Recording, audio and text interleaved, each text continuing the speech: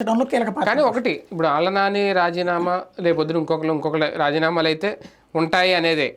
అంటే 5 ఏళ్ళు వైసీపీ ఇప్పుడు విపక్షంలో ప్రయాణం చేయడం అనేది కష్టంగా మారబోతుందా? నిజంగా జగన్మోహన్ రెడ్డి గారి ఆలోచనలను తప్పుపట్టే కదా నాయకులు ఇప్పుడు బయటకు వెళ్ళడం అంటే.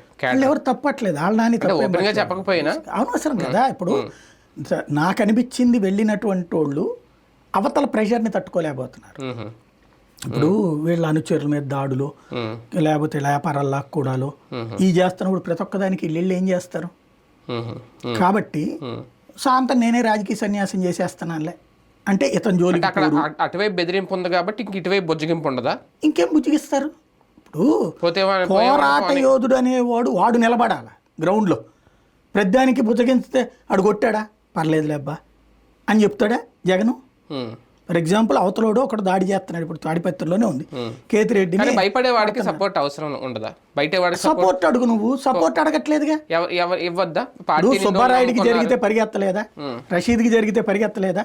లేదా ఏ కార్యకర్తను దాడి జరిగితే డబ్బులు వెళ్ళి ఇచ్చొస్తాం వాళ్ళని పరామర్శిస్తున్నారు కదా, అదే సపోర్ట్. అంటే ప్రతిపక్షంలో ఉన్నప్పుడు ఏం చేస్తారు, అదే కదా సపోర్టు, అది ఇస్తాడు.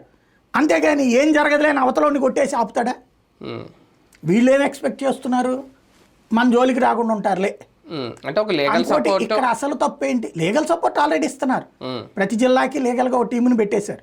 ఇప్పుడు నేను ఈవెన్ జోగి రమేష్ వెళ్ళినప్పుడు కూడా వెనకాల ఒక 4-5 లాయర్లు వెళ్తున్నారు కదా, అవి అంతా సిస్టమ్ సెట్ చేశారు. ఏకైక సమస్యల్లో ఏంటంటే ఈ నాయకులు